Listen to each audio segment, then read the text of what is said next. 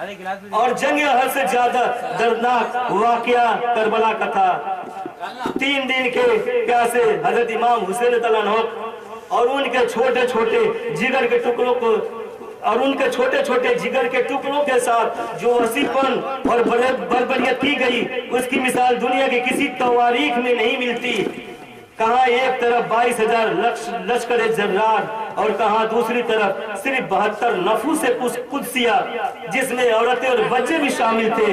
हज़रत इमाम रज़ियल्लाहु अन्हु मक्का मुकर्रमा से कूफा जंग लड़ने नहीं बैत करने गए थे, मगर दुनिया में कुछ ऐसे भी बदबख्त और बदमिजाज लोग हैं जो करबला की जंग को ओहदा और कुर्सी की लड़ाई कहते हैं, जबकि हकीकत ये है कि जंग के मैदान में कोई भी अपने साथ औरतों और बच्चों को नहीं ले जाता, क्योंकि वहाँ प्यार और मोहब्बत की बोली नहीं बोली जाती।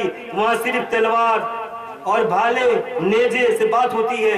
मगर आजकल तो बम बारूद मिसाइल और ड्रोन हमले की बरसात होती है, जबकि करबला के मैदान में तीर व तलवार और नेजर की बौछार में हजरत इमाम हुसैन तआला के 18 साल लगते जिगर, करबला के मैदान में हजरत इमाम हसन तआला के 18 साल लगते जिगर हजरत इमाम कासिर तआला शहीद हुए। हजरत इमाम हुसैन तआला के जवान बेटे हजरत इमाम अली अकबर तआला शहीद हुए, जो सभी मुस्तफा थे, यानी जिनका चेहरा हुजूर सल्लल्लाहु अलैहि वसल्लम से मिलता जुलता था। 6 माह के हजरत अली असगर तआला शहीद हुए। बहन जैनब के जिगर के टुकड़े और मोहम्मद शहीद हुए। भाई अब्बास अलमबरदार तआला शहीद हुए। इस तरह करबला का मैदान नबी के नवासों के खून से ललाजार हो गया। चढ़ता हुआ सूरज आहिस्ता आहिस्ता ढलने लगा। खातूने जन्नत का प्यारा 3 दिन का प्यासा अपने भाई, अपने नन्हे मुन्ने बच्चों को, अपने नन्हे मुन्ने बच्चों के जिस्म अतहर को, अपने नन्हे मुन्ने बच्चों के जिस्म अतहर के टुकड़ों को करबला के मैदान से चुन चुन कर लाता रहा और अपने खेमे में रखकर कपड़ों से ढकता रहा। एक तरफ बीमार बेटा जैनुल आबिदीन बिलखता रहा, दूसरी तरफ छोटी बेटी बाली सकीना सिसकती रही। बहन जैनब के दिल का कुछ अजीब ही हाल था। बीवी शहरबानों का जिगर जख्मों से तार तार था। दुनिया ने ऐसा मंजर कभी देखा था न सुना था। जमीन खामोश थी, आसमान चुप था, सजर व हजर, बहर व बर, शम्स व कमर सब महुए हैरत थे। सरीन परीन और जिन्न बसर सब सोच रहे थे, या इलाही ये क्या हो रहा है। मगर नबी का नवासा शेर खुदा का प्यारा खातून जन्नत का दुलारा, खातून जन्नत का दुलारा अपने हाथ में शमशीर लिए हजारों लश्करों के नरके में तना चला जा रहा था। उसे न भूख वो प्याज की शिद्दत थी, न दुश्मनों का कुछ खौफ था।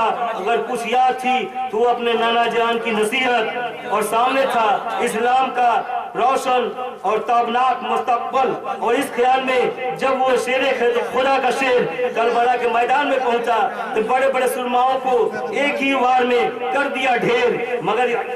मगर एक तन्हा जान जब दुश्मनान इस्लाम से लड़ते लड़ते थक गया तो हर तरफ से तीर व तलवार और नेजों की बारिश होने लगी। इस तरह जख्मों से चूर, गमों से निडाल, बदन के खून के एक एक कतरे जब राह हक में शहीद हो गए तो थकावट और नकाहत में आंखें झपकी लेने लगी। वो अपनी नींद सोने के लिए बेचैन हो गई, लेकिन उस गशी के आलम में खातून जन्नत का लाल को खजाए नमाज रहा। और उस हालत में जो शेर खुदा के शेर ने एक सजदा किया वो दुनिया के लाखों और करोड़ों सजदों पर भारी है। मगर फिर भी कोई शख्स अगर शहीद आजम की इस नमाज पर सवालिया निशान लगाता है और शरीयत की आड़ में ये कहता है कि वह नमाज नहीं नमाज पढ़ने की नकल थी, तो ऐसा शख्स कोई आलिम या वली कैसे हो सकता है। अल्लाह के वलियों की निगाहें तो वहां तक पहुंचती है जहां तक किसी आम इंसान का ख्याल भी नहीं पहुंच पाता, क्योंकि वली अल्लाह बसारत और बसीरत यानी जाहिरी और बातनी दोनों नजरों से देखते हैं, जबकि एक आम इंसान सिर्फ बसारत की निगाहों से ही देखता है। इसलिए दोनों के देखने में जमीन आसमान का फर्क पड़ता है। लेकिन करबला का वाकया तो कोई भी समझदार इंसान पढ़कर या सुनकर आसानी से समझ सकता है कि उस वक्त वहां के हालात कैसे थे। और अगर किसी आलिम या किसी वली को वहाँ के हालात समझ में नहीं आते हैं तो सवाल उस आलिम के इल्म या वली की वलायत पर होना चाहिए। मगर ऐसे सब की जुर्रत तो देखिए कि वह खुद ही उस शहीद आजम की आखिरी नमाज पर सवालिया निशान लगा रहा है, जिनके नाना जान के आंगन में शरीयत पैदा हुई, जिनकी आगोश में पले पढ़े और शरीयत की बातें सीखे, वह हुसैन रज़ियल्लाहु अन्हु जो बचपने के आलम में जब नमाज की हालत में अपने नाना जान के कंधे पर सवार हो गए तो तमाम नबियों के सरदार उस सजदे को तवील कर दिए और उसी सजदे की हालत में जब तमाम शहीदों के सरदार और उसी हालत में जब तमाम शहीदों के सरदार ने अपना सर कटाया तो वो कैसा अली या वली है जिसको सजदे की अजमत और बुजुर्गी समझ में नहीं आ रही है। वो वजू के मसले को लेकर बैठा है, जबकि करबला में जिस इमाम हुसैन रज़ियल्लाहु को 3 दिन से पीने के लिए पानी नहीं मिला था, वो हुसैन वजू कैसे बनाते? जिस इमाम हुसैन रज़ियल्लाहु को जिस इमाम